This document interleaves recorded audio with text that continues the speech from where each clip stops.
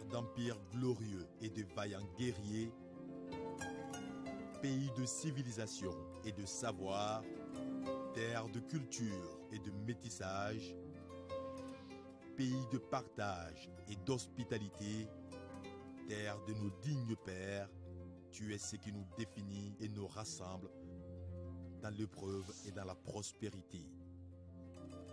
Comme un seul homme et pour un seul destin, nous ferons de toi, Mali, une terre de paix.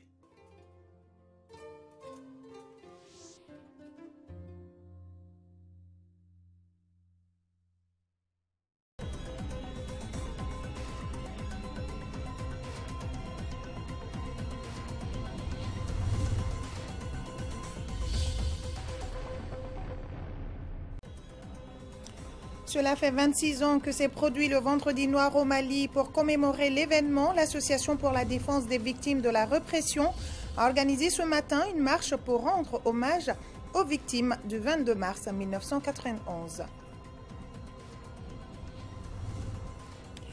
63% des citoyens pensent que la corruption est très élevée au Mali. C'est ce qui ressort d'une enquête menée par la Fondation Friedrich Ebert. Elle vient de dévoiler le résultat de cette enquête. Aussi, 56% des citoyens pensent que la lutte contre la pauvreté constitue le principal défi à relever aujourd'hui. Madame, Monsieur, bonsoir et bienvenue dans cette édition. Le traditionnel Conseil des ministres est tenu aujourd'hui au Palais de Koulouba sous la présidence du chef de l'État, Ibrahim Boubacar Keïta, pour la lecture du communiqué de ce Conseil des ministres, Ibrahima Djambili. Bonsoir Ibrahima Djambili. Bonsoir Kadijatou Kone. Mesdames et messieurs, bonsoir et bienvenue. Et nous commençons par le chapitre des mesures réglementaires au titre du ministère de la Sécurité et de la Protection civile. Et sur le rapport du ministre de la Sécurité et de la Protection civile, le Conseil des ministres a adopté des projets de textes relatifs à la création, à l'organisation et aux modalités de fonctionnement du secrétariat permanent de lutte contre la prolifération des armes légères et de petits calibres. La recrudescence des conflits armés et la proximité des zones de conflit ont fortement contribué à alimenter la prolifération et la circulation illicite des armes légères et de petits calibres sur l'ensemble du territoire national. Cette situation constitue une menace réelle pour la paix, la sécurité des personnes et de leurs biens et justifie le renforcement des actions de lutte contre le phénomène. La création du secrétariat permanent de lutte contre la prolifération des armes légères et de petits calibres entre dans ce cadre. Créé sous la forme d'un service à rattacher, le secrétariat permanent de lutte contre la prolifération des armes légères et de petits calibres a pour mission la conception et la mise en œuvre des orientations et des stratégies de lutte contre la prolifération des armes légères. Il est également chargé de la définition des plans opérationnels en rapport avec les autres services techniques de l'État chargés des questions de sécurité. Le secrétariat permanent comporte une unité de sensibilisation, une unité des opérations de sécurité et des représentations au niveau régional, local et communal. L'adoption des présents projets de texte contribuera au renforcement du cadre juridique et institutionnel de lutte contre la prolifération des armes légères et de petits calibres. Au titre du ministère des Affaires étrangères, de la coopération internationale et de l'intégration africaine, sur le rapport du ministre des Affaires étrangères, de la coopération internationale et de l'intégration africaine, le Conseil des ministres a adopté des projets de texte relatifs à la ratification de l'accord de prêt signé à Jeddah, en Arabie Saoudite, le 2 février 2017 entre le gouvernement de la République du Mali et la Banque islamique de développement BID en vue du financement du projet d'énergie solaire pour le développement rural au Mali. Dans le cadre du financement du projet d'énergie solaire pour le développement rural au Mali, la Banque islamique de développement accorde au gouvernement de la République du Mali un prêt d'un montant de 15 millions de dollars US, soit 9 milliards 267 millions 900 000 francs CFA. Le projet vise à accroître les capacités du Mali dans le domaine de l'électrification des zones rurales en créant un modèle durable qui permet de fournir de l'électricité à moindre coût pour les populations de ces zones. Il vise également le développement des capacités à travers l'approche génétique inverse. Le projet couvre environ 35 000 habitants répartis entre 24 villages de la région de Ségou. Au titre du ministère de l'Économie et des Finances, sur le rapport du ministre de l'Économie et des Finances, le Conseil des ministres a adopté un projet de décret portant approbation du marché relatif à la sélection de consultants pour les services d'assistance à maîtrise d'ouvrage du programme d'appui au développement sanitaire et social phase 2 de la région de Mopti. Le marché relatif à la sélection de consultants pour les services d'assistance à maîtrise d'ouvrage du programme d'appui au développement sanitaire et social phase 2 de la région de Mopti est conclu entre le gouvernement de la République du Mali et le groupement AEDS Santé Sud pour un montant toute taxe comprise d'1,203 48 167,76 francs CFA et un délai d'exécution de 4 ans. Le programme vise à améliorer sur la période 2015-2020 la santé maternelle, infanto-juvénile et les services de planification familiale dans la région de Mopti. Les prestations du groupement AEDS Santé Sud porteront notamment sur l'appui conseil aux structures bénéficiaires, la coordination, la gestion, les réformes à entreprendre en matière de couverture maladie universelle et la prise en compte du genre. Le financement du marché sera assuré par l'Agence française de développement. Au titre du ministère des Domaines de l'État et des Affaires foncières, sur le rapport du ministre des Domaines de l'État et des Affaires foncières, le Conseil des ministres a adopté des projets de textes relatifs à la création, à l'organisation et aux modalités de fonctionnement de la Direction nationale du cadastre. 2. Des projets de textes relatifs à la création, à l'organisation et aux modalités de fonctionnement de la Direction nationale des domaines. La Direction nationale des domaines et du cadastre est créée par ordonnance du 29 septembre 2000 avec pour mission d'élaborer les éléments de la politique nationale relative aux domaines, au cadastre et au foncier et d'assurer la coordination et le suivi de la mise en œuvre de cette politique. L'évaluation de la mise en œuvre des missions de cette direction a révélé des lacunes dont l'insuffisance de la prise en compte des questions cadastrales. Les présents projets de texte visent à corriger ces lacunes et créer une direction nationale du cadastre et une direction nationale des domaines. La direction nationale du cadastre est chargée notamment d'assurer le contrôle des travaux topographiques relatifs aux fonciers et de participer au processus d'immatriculation des domaines publics et privés immobiliers de l'État, des collectivités territoriales et des particuliers. Elle est également chargée d'établir et de mettre à jour les plans et la base des données cadastrales, de déterminer la valeur vénale et locative des immeubles bâtis ou non, et de fixer les valeurs de fonds de commerce et des concessions en matière d'indemnité d'expropriation. La Direction nationale des domaines, quant à elle, a pour mission, entre autres, l'acquisition, la conservation, la gestion et la cession des biens domaniaux, la réalisation des études pour l'amélioration des recettes domaniales et foncières.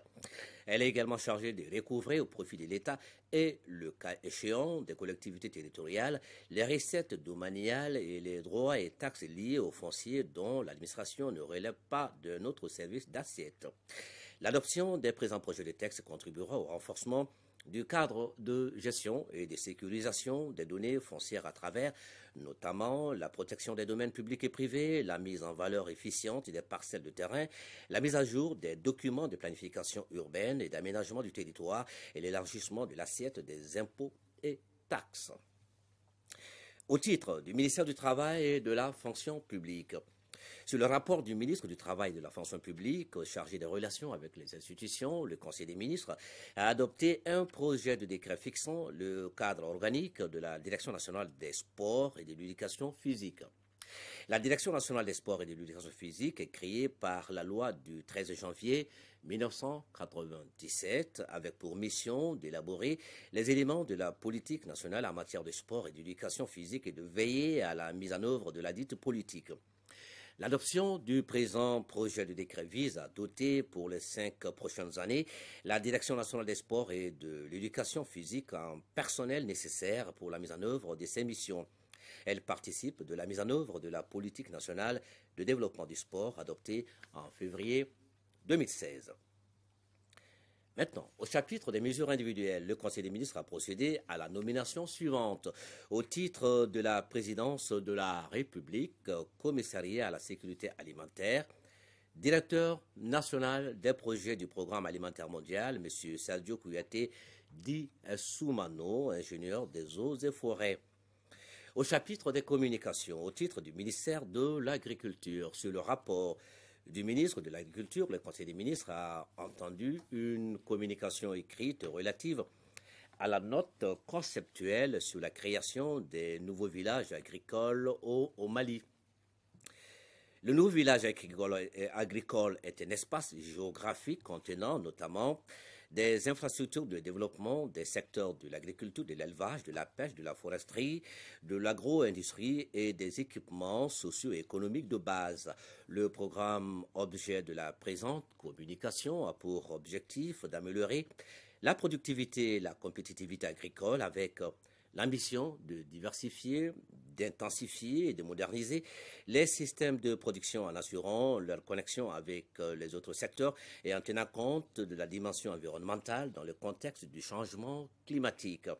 Il porte sur la création d'au moins 20 nouveaux villages agricoles dans les zones à fort potentiel aménageable du pays, notamment au sud du Niger, Moyen-Bani, Sélingué, Sankarani, Lac Fagibine, Taoussa, Manantali, Térékolé, Colomine, Lac Magui et Sourou.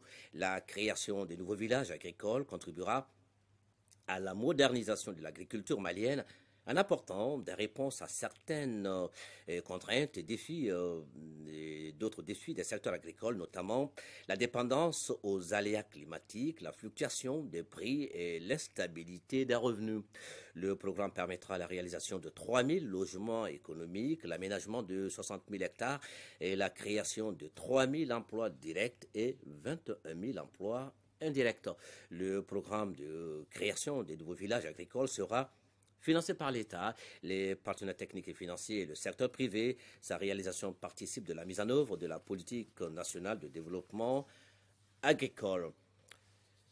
Et voilà, c'est tout pour le communiqué du Conseil de ce mercredi. Khadija Toukone. Voilà, vous restez avec moi, Ibrahim Djambélé, pour nous donner également le contenu de cet important communiqué du gouvernement qui vient de nous parvenir sur la conférence d'entente nationale. Et tout à fait. Ce communiqué du gouvernement, ainsi libellé, le gouvernement du Mali informe l'opinion nationale et internationale que, contrairement aux rumeurs, la conférence d'entente nationale se tiendra du 23 mars au 2 avril 2017 ici à Bamako, et cela conformément aux délibérations du Conseil des ministres réunis en session extraordinaire le samedi 18 mars 2017 dans sa salle de délibération au palais de Koulouba sous la présidence du président de la République, M. Ibrahim Boubacar Keïta. Pour rappel, selon le communiqué, le Conseil des ministres, au cours de cette session extraordinaire du 18 mars dernier, a entendu au titre de la présidence de la République une communication du président de la commission préparatoire et président de la conférence d'entente nationale sur l'état des préparatifs de la dite conférence. Cette communication a porté sur la restitution des travaux de la commission préparatoire qui ont été menés de manière inclusive à travers l'organisation des consultations régionales et catégorielles. Le président de la commission préparatoire a notamment rencontré les signataires de l'accord de paix, les présidents des institutions de la République et des autorités administratives indépendantes, les anciens premiers ministres, les organisations et associations professionnelles, les partis politiques, les organisations syndicales, les notabilités, les groupements de femmes et de jeunes, la diaspora, l'aménagement et le comité de suivi de l'accord. Ces consultations ont révélé une large adhésion des forces vives de la nation à la tenue de la conférence d'entente nationale qui sera organisée autour de 3 grands thèmes, la paix, l'unité et la réconciliation nationale. Conformément à l'accord pour la paix et la réconciliation au Mali issu du processus d'Alger, la conférence d'entente nationale permettra d'approfondir les débats sur les causes profondes du conflit et d'élaborer une charte pour la paix, l'unité et la réconciliation nationale sur une base consensuelle. La conférence regroupera 300 participants venant des régions du district de Bamako et de la diaspora. À l'issue de sa délibération, le Conseil des ministres réuni en session extraordinaire a alors décidé de la tenue de la conférence d'entente nationale du 27 mars au 2 avril 2017 à Bamako. Le gouvernement de la République du Mali rappelle que ces dates sont bel et bien maintenues. Bamako, le 22 mars 2017, pour le gouvernement du Mali, le ministre de l'économie numérique, de la communication, porte-parole du gouvernement, Maître Moutagatal. Et ça sera tout pour ce communiqué également. Merci bien, Ibrahima. Merci et bonne suite du journal. Merci bien. Suite de ce journal, donc, la Commission des lois constitutionnelles, de la législation, de la justice, des droits de l'homme et des institutions de la République de l'Assemblée nationale a entamé une série de consultations par rapport à la révision de la Constitution de 1992. Les auditions ont commencé ce mercredi par le comité des experts. Pour plus de précisions, écoutons le président de la Commission des lois de l'Assemblée nationale, Zoumananchi Doumbia, est au micro de Khalifa Nama Traoré. Nous sommes en session extraordinaire suite à une saisine du gouvernement qui nous demande d'examiner le projet de loi de révision constitutionnelle. Mais à prime abord, la commission des lois que j'ai l'insigne honneur de diriger, avec bien entendu l'appui du bureau de l'Assemblée, a eu à faire des voyages d'études, notamment en Côte d'Ivoire et au Sénégal, pour s'inspirer de l'expérience de ces deux pays en matière de réforme constitutionnelle. Nous avons aussi fait un atelier de mise à niveau des membres de la commission et des rapporteurs des autres commissions qui sont saisis pour avis. Et ce matin, nous avons commencé les auditions au niveau de la commission. Et les auditions vont concerner en tout cas une centaine de personnes et ressources et aussi des auditions citoyennes pour que le processus soit le plus inclusif possible et que le processus, à son terme, puisse en tout cas être de l'avis du citoyen malien. En tant que président de la commission loi, quel est selon vous l'enjeu de cette révision constitutionnelle? Vous savez, le pilier d'une république, d'une nation, c'est la constitution. Le doyen Solon disait quelle constitution pour quel peuple et pour quel moment. Et vous savez, ce n'est pas tous les jours qu'on révise une constitution. Et quand on va vers une révision constitutionnelle, on se doit de prendre, en tout cas d'écouter et de prendre le temps d'écouter tout le monde pour qu'ensemble on puisse se retrouver dans la loi fondamentale qui va nous régir, qui va régir toutes les institutions, qui va régir notre vie quotidienne. 22 mars 1991, 22 mars 2017, cela fait 26 ans, jour pour jour, que s'est produit le Vendredi noir à Bamako. L'Association pour la défense des victimes de la répression, ADVR, a organisé une marche du CHU Gabriel Touré au Carré des Martyrs pour rendre hommage aux victimes du 22 mars 1991. Le point avec Al Jumatina. Hommage aux victimes du 22 mars 1991. L'Association pour la défense des victimes de la répression, ADVR, respecte la tradition à travers cette marche. Cette symbole, c'est une date historique que les gens ne doivent pas oublier le vendredi noir. Le 22 mars, le monde doit commémorer cela. Nous sommes un peuple singulier. Nous devrons rejeter la haine. C'est la raison pour laquelle notre marche aujourd'hui, nous avons placé sur le signe de la paix.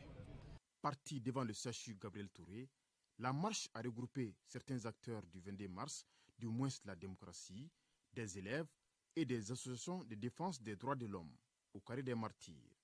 Dépôt gerbe de fleurs du ministre de la Solidarité et de l'Action humanitaire. Je voudrais saluer la constance de votre engagement, la constance de votre présence pour sauvegarder et rappeler tous les jours la mémoire de ceux qui sont morts pour la liberté et pour la démocratie.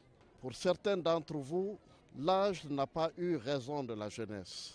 Je voudrais, au nom du président de la République, dire que notre pays a besoin de ce type d'engagement pour sauver la démocratie. Œuvrant pour consolider notre démocratie, l'ADVR s'est dit déterminé à préserver la mémoire des martyrs. Rendre possible l'avènement d'une paix durable au Mali et dans la région ouest africaine grâce à la mise en œuvre des moyens de lutte contre le terrorisme, c'est l'un des objectifs de la CEDEAO. À travers l'organisation de ce forum, la rencontre a permis de faire le point sur les opportunités et les freins à l'aboutissement du processus de paix au Mali. On en parle avec Alousseni Touré au cours de ce journal.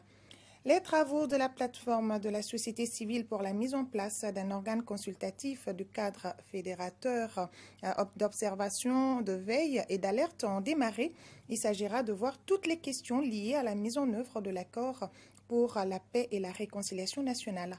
Reportage Youssouf Diakité. Il s'agit ici pour les acteurs de la société civile d'engager la réflexion sur la problématique de la paix et de la sécurité. C'est pourquoi pendant 2 jours, ils vont passer à une analyse approfondie de la question, ce qui va motiver la mise en place d'un cadre consultatif d'observation, de veille et d'alerte de la société civile pour la mise en œuvre de l'accord pour la paix et la réconciliation nationale. Aujourd'hui, je regrette de le dire, je suis peut-être passéiste. La première des choses à laquelle nous pensons, moi. Continuons à le faire. Nous deviendrons, à un moment donné, nous retomberons au plus bas que nous n'avons jamais été. Ce qu'il ne faut pas, c'est comme on dit,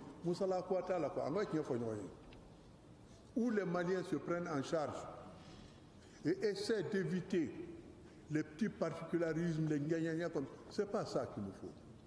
Il faut que nous acceptions de nous remettre en question, d'analyser les situations, ce qui ne va pas, et de trouver nous-mêmes les solutions à nos problèmes. Nous devons de faire en sorte que nous puissions accompagner ces jeunes pour que demain nous les aidions à préparer un Mali meilleur, un Mali où il fait bon vivre, un Mali de paix, de prospérité et de bonheur. C'est le rôle que nous voulons jouer ici dans ce cadre. Le cadre consultatif en question est une émanation de la plateforme des organisations de la société civile créée en 2014. Les travaux durent 2 jours et regroupent l'ensemble des acteurs de la société civile. Voilà le reportage de Alousseni Touré F1 Prêt sur la rencontre de la CEDEAO qui a permis de faire le point sur les opportunités et les freins à l'aboutissement du processus de paix au Mali. Alousseni Touré pour le reportage. Tour à tour, les représentants du gouvernement, des groupes armés et des partenaires techniques et financiers sont montés au créneau pour préciser les avancées et les retards accusés dans le processus de paix. Les groupes armés signataires de l'accord de paix ont pour leur part mis l'accent sur la nécessité pour le gouvernement de prendre ses responsabilités. Il faut que les Maliens comprennent que ceux qui sont venus nous aider à travers leurs armées ont pris le temps sur eux d'organiser leur propre armée, de la rendre disponible, de la doter de moyens nécessaires pour ensuite songer à aller aider d'autres nations en péril. Nous avons dit à ce stade que le plus grand point sur lequel les Maliens doivent aller le plus vite possible, c'est la reconstitution d'une armée républicaine qui permettrait vraiment de pouvoir faire le travail de sécurité et puis les différentes réformes institutionnelles au niveau de la gouvernance et au niveau de la justice. Quant aux partenaires internationaux, ils se disent tous victimes du système du caméléon, c'est-à-dire la difficulté de faire la différence entre certains éléments des groupes armés et des groupes terroristes. Toutefois, ils continuent à œuvrer pour le renforcement de la paix et de la sécurité au Mali. Il est important de voir comment nous pouvons arriver à trouver des apports de solutions au niveau du Mali, sur le plan sécuritaire, sur le plan humanitaire. C'est une grande opportunité pour justement rétablir la paix et la réconciliation au Mali. Et donc nous avons demandé leur appui, la poursuite de leur appui. La MINUSMA également, c'est la stabilisation de la situation de sécurité sur le terrain. Il y a eu beaucoup d'incompréhension par rapport à cela. Et ce n'est pas seulement au Mali, mais c'est de manière générale. Les gens ont toujours pensé qu'une opération de maintien de la paix, elle est faite pour faire la guerre. Ça peut arriver, c'est rarissime. Le mandat de la MINUSMA et d'une opération de maintien de la paix de manière générale, c'est une mission politique. Ces différentes interventions contribueront certainement à donner à la CEDEAO plus de cartes en main pour aider les acteurs maliens à déboucher vers une sortie de crise. Je le disais dans les titres, la Fondation Friedrich Ebert vient de dévoiler les résultats de son enquête d'opinion politique Malimètre 8. Il ressort que 56% des citoyens pensent que la lutte contre la pauvreté constitue le principal défi à relever aujourd'hui, tandis que pour 50% des sondés, c'est la gestion de la crise sécuritaire et 63% des citoyens pensent que la corruption est très élevée au Mali. Reportage Inaba. Que pensent les Maliens? C'est le thème de l'enquête d'opinion politique intitulée Mali Mètre 8. Cette enquête a pour objectif de recueillir l'opinion de la population sur les sujets d'actualité politique. L'échantillonnage était basé sur la prise en compte des caractéristiques démographiques, comme le sexe, l'âge et le niveau d'instruction. Les indications qu'ils donnent à travers leurs résultats sur les différentes questions posées à l'opinion. Certes, c'est une partie, c'est un échantillonnage, mais c'est indicatif. L'insécurité demeure une préoccupation pour les populations enquêtées, mais les défis restent d'ordre socio-économique et de gouvernance. Le chômage, l'inégalité d'accès aux services sociaux de base, la corruption et l'impunité préoccupent beaucoup les Maliens et Maliennes. Après cet exercice, il en ressort que 56% des citoyens pensent que la lutte contre la pauvreté constitue le principal défi. Elle est suivie de la gestion du problème du Nord, 50%, tandis que 63,2% pensent que la corruption est très élevée au Mali. Quand on fait le sondage d'opinion, on doit laisser la liberté totale à celui qui va utiliser les données pour lui s'investir maintenant dans la réflexion, dans l'analyse, en croisant les faits, non seulement des données pour vous donner, mais aussi avec d'autres éléments qu'on peut recueillir ailleurs. L'enquête de Mali Mètre 8, qui s'est déroulée dans le deuxième semestre de 2016, a concerné 2142 personnes enquêtées, âgées de 18 ans et plus. Elle a été réalisée par 35 enquêteurs et 11 superviseurs et dans toutes les régions du Mali. Le ministre de l'Énergie et de l'Eau a effectué une visite de terrain à Sibi, Kangaba et Narena. Malika Lousseni est allé voir les installations d'EDM et les adductions d'eau de ces localités. Cette visite s'inscrit dans le cadre du programme d'urgence sociale d'accès à l'eau potable couvrant la période 2017-2020. Reportage Fatmata Koni. S'assurer que l'ensemble de la population malienne a accès à l'eau et à l'électricité, telle est la mission du département en charge de l'eau et de l'électricité. Pour se rendre à l'évidence, le ministre s'est rendu sur le terrain. Dans la commune rurale du Mondin, la visite a concerné les centrales thermiques de Kangaba. EDM a reçu des instructions fermes pour donc procéder à l'extension du réseau électrique. Je pense que ceci est une forte demande, non seulement des autorités administratives, mais surtout des autorités traditionnelles. Autre exploration, ce sont les châteaux d'eau du plateau et la station de pompage de Sumundaga. Au niveau de la commune de Narena, des installations et des châteaux d'eau existent également.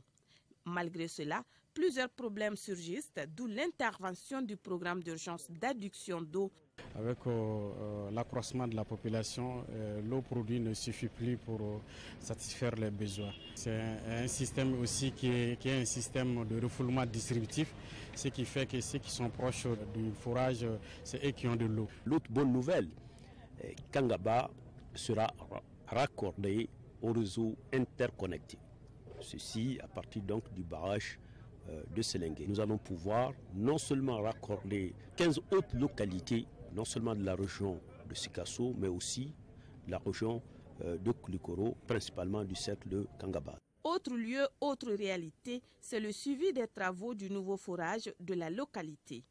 Pour la bonne santé des consommateurs, le ministre a indiqué des dispositions particulières pour éviter la pollution du nouveau forage. Et réponse au gaspillage de l'eau, tel est le thème de la Journée mondiale de l'eau, édition 2017. Cette journée est célébrée le 22 mars de chaque année. Au Mali, l'événement a regroupé les responsables de l'hydraulique et leurs partenaires. Le point avec Batraoré. Malgré des efforts déployés par le gouvernement et les organisations non gouvernementales, les besoins en eau augmentent en même temps que la population mondiale croît. La Journée mondiale de l'eau, célébrée le 22 mars de chaque année, est une opportunité pour les acteurs de l'eau de sensibiliser le maximum de consommateurs en vue d'apporter une réponse au gaspillage de l'eau. Limiter le déversement d'eau usée non traitée dans la nature permet non seulement d'épargner des vies et de renforcer les écosystèmes sains, mais contribue aussi à une croissance durable. Réponse au gaspillage de l'eau, un thème d'actualité pour l'année 2017 et un combat à mener en concert avec le programme GIR, Gestion intégrée des ressources en eau, un projet soutenu par les Pays-Bas et la Suède au Mali. Les eaux partagées et la gestion conjointe des ressources en eau transfrontalières peuvent constituer un facteur unificateur contribuant au dialogue, à la paix, à la stabilité régionale et à la croissance économique. C'est de faire en sorte que chacun se préoccupe davantage de l'avenir des ressources mondiales en eau douce et d'inciter toutes les communautés d'envergure locale, nationale et internationale, y compris les grandes entreprises industrielles et commerciales et les différents rouages gouvernementaux, à se prononcer en faveur d'une gestion intégrée et d'une utilisation rationnelle des ressources. Les sous-thèmes comme la gestion intégrée des ressources en eau et les différents usages ou service public de l'eau potable, rôle et responsabilité des acteurs sont au programme des débats pour cette célébration de la Journée mondiale de l'eau. La Société nationale de tabac et d'allumettes du Mali, Sonatam, poursuit sa campagne de construction de forages. Cette fois-ci, ce sont les habitants de Flamana, dans le cercle de Yanfolila, et de Daoudabougou, en commune 5 du district de Bamako, qui viennent d'être dotés en forages. Le coût des réalisations est estimé à une 20aine de millions de francs CFA. Le compte-rendu de nos envois spéciaux seront à Kamisogo, Karunga Konati. Filamana et Daoudabougou, deux localités situées respectivement dans le cercle de Yanfolila et dans le district de Bamako. Ces deux localités ont une problématique en partage, la pénurie d'eau potable. Grâce à la réalisation de ces forages par la Sonatam, les habitants poussent désormais un ouf de soulagement. Cette infrastructure était très attendue des populations. Vers le mois d'avril, il y aura une grande pénurie. Et puis c'est la première fois qu'on ait vraiment un château équipé. Ça soulage beaucoup les populations. Nous ne choisissons pas les localités par hasard. Nous nous renseignons sur les localités qui ont les plus de difficultés et nous orientons vers elles. La Sonatam n'est pas seulement là pour vendre, mais aussi appuyer la population pour réduire un peu leurs souffrances. La réalisation de ces infrastructures contribue ainsi à l'amélioration des conditions de vie des habitants de ces localités, de quoi susciter une immense joie chez les autorités en charge de la question. Pour la Sonatam, nous disons merci, un grand merci, parce que c'est notre boulot, c'est nous qui devons faire ça. Quelqu'un qui t'apporte une aide dans ce que vous devez faire comme tâche, on ne peut que le remercier. Ces infrastructures ont coûté à la Sonatam la bagatelle de 20 millions de francs CFA. Les responsables de la société entendent continuer sur cette lancée au bénéfice des autres localités du pays. Demain, 23 mars, est célébrée la journée météorologique mondiale sous le thème « Comprendre les nuages ». Pour le ministre de l'Équipement et des Transports, cette journée est l'occasion pour mettre en exergue le rôle important des nuages dans le cycle de l'énergie et de l'eau. Elle offre aussi l'occasion de mieux faire connaître les activités de service météo. Écoutons. Chers compatriotes, demain, 23 mars 2017, la communauté internationale célèbre la journée météorologique mondiale. Cette année, le thème retenu est « Comprendre les nuages ». Au-delà du rôle important des nuages dans le cycle de l'énergie et de l'eau, cet événement nous offre l'occasion de mieux faire connaître les activités de notre service météorologique national, ainsi que sa contribution à la sécurité des personnes et de leurs biens. Au Mali, cette contribution concourt à la fiabilité des connaissances scientifiques sur le temps et le climat. Le gouvernement du Mali, conformément à la vision du président de la République, chef de l'État, son Excellence M. Ibrahim Boubacar Keïta, est déterminé à poursuivre la modernisation du service météorologique national pour lui permettre de jouer pleinement sa mission d'appui au programme de développement économique et social dans notre pays à travers la transformation de l'information météorologique en conseils pratiques et outils de prise de décision. La chaîne 2 de l'ORTM a soufflé ses 24 bougies ce matin. Tour à tour, les anciens et les nouveaux travailleurs se sont exprimés à travers une émission spéciale sur la 95.2 FM et en direct sur TM2. Plusieurs auditeurs de la 2 et sympathisants ont tous commémoré ensemble cet anniversaire dans la communion. Le grand rendez-vous de la 2 Donzo Kakene, découverte talent des jeunes artistes, était au programme de la cérémonie. Rappelons que la chaîne 2 est une radio de proximité qui a été créée en 1993 dans le but de sensibiliser, divertir et informer les auditeurs à travers ses émissions diverses et variées. On y revient plus en détail dans nos éditions de demain. Le comité provisoire de normalisation du football malien a été reçu ce mardi par le président d'Ansardine International. Objectif, rechercher le soutien de tous les acteurs qui ont joué un rôle particulier à la pacification du football malien. Avant cela, le comité a été aussi reçu par l'Union des jeunes musulmans du Mali. Reportage Mamtou Dante.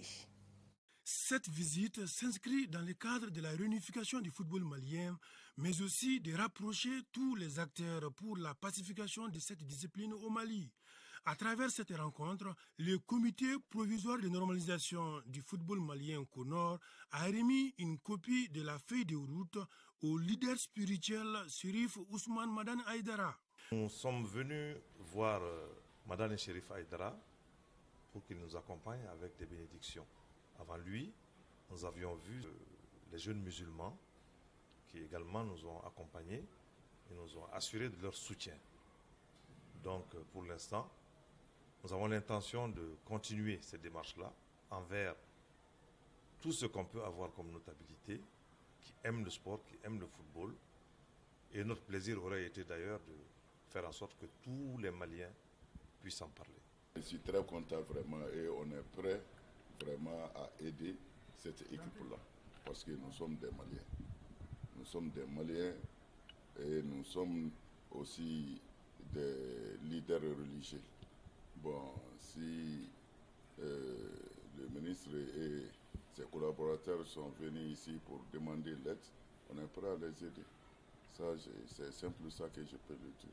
Le shérif s'est dit honoré de cette visite et il a certifié son soutien au comité et qu'il ne ménagera aucun effort pour le développement du Mali à travers le sport. Aussi, ce mercredi, le comité provisoire de normalisation du football malien a été également reçu par les familles fondatrices de Bamako. Les familles Touré, Niaré et Dravé ont apporté leur soutien au comité avant de lui demander d'être plus vigilant, attentif et clairvoyant par rapport à l'importance de la mission confiée par l'État. 4 personnes, dont un policier et l'assaillant présumé, ont été tuées dans l'attaque survenue au Parlement britannique et à ses abords mercredi après-midi dans le centre de Londres. Plusieurs blessés, une vingtaine, sont dans un état très grave. Les faits se sont produits à 2 endroits différents. Le conducteur a fauché plusieurs passants sur le trottoir avant que son véhicule n'aille s'écraser contre les grilles de sécurité qui protègent le Parlement. Et nous revenons sur ce communiqué du gouvernement. Le gouvernement du Mali informe l'opinion nationale et internationale que, contrairement aux rumeurs, la conférence d'entente nationale se tiendra du 27 mars au 2 avril 2017 à Bamako, conformément aux délibérations du Conseil des ministres réunis en session extraordinaire le samedi 18 mars 2017 dans sa salle de délibération au palais de Koulouba sous la présidence du président de la République, Ibrahim Boubacar Keïta.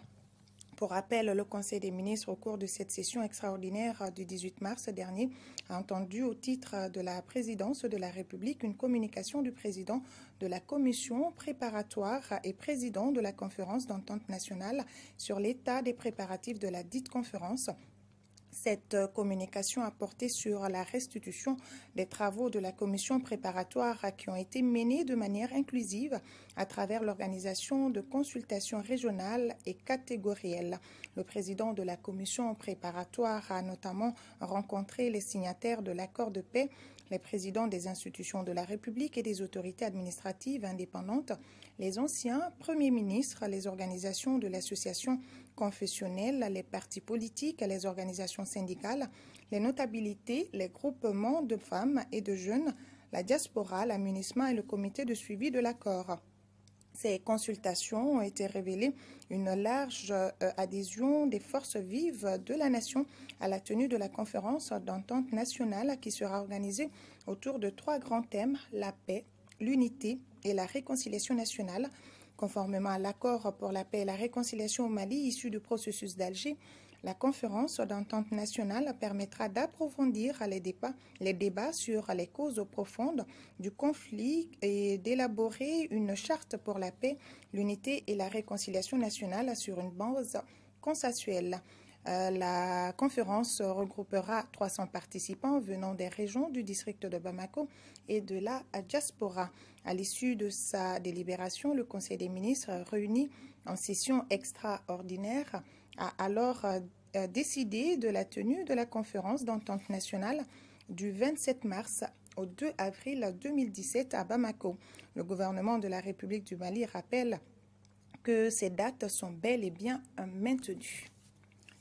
Du 16 au 18 mars dernier, Bamako a accueilli la deuxième édition du Festival international du Donsongoni. Ce festival qui vise à promouvoir le savoir-faire des chantres du Donsongoni. Fousseni Tungara a suivi les moments forts de ce festival pour nous. La jeunesse et tradition était le thème de cette deuxième édition du Festival du Donsongoni. L'initiative vise à mettre en lumière le rôle et la place des Donsongonifo ou chantres des chasseurs dans notre société. Elle constitue également un véritable espace de démonstration des savoir-faire traditionnels de la confrérie des chasseurs.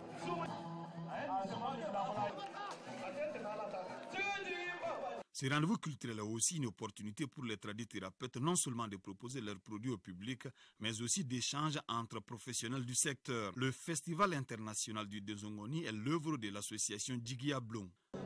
Presque tous les villages, 95%, on dit que c'est les chasseurs qui ont fondé. Notre association Djigiablon est en train de valoriser cette confrérie et montrer à la jeunesse que les chasseurs peuvent apporter beaucoup de choses dans le pays. La présente cérémonie en faveur du Donsongonifo ou chantre des chasseurs s'est déroulée en présence des ministres de la Culture et celui en charge des affaires religieuses et du culte. L'intervention de ce dernier portera sur d'autres rôles assignés à la confrérie des chasseurs. Ils ont aujourd'hui plus que jamais, avec toute cette question des COP22, etc., un rôle essentiel à jouer. Aussi, c'est les tradithérapeutes.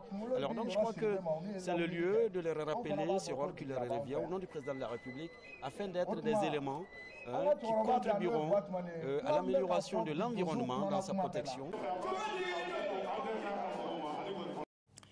Dans un communiqué reçu à notre rédaction, le chef de file de l'opposition républicaine et démocratique en réaction au mouvement de grève dans certains secteurs socio-économiques invite le gouvernement à faire les concessions nécessaires à l'amélioration des conditions des travailleurs en vue de l'apaisement du front social. Merci à vous d'avoir suivi ce journal qui s'achève. Demain, Mohamed Oldemamouni vous donne rendez-vous pour les éditions de 10h et 13h.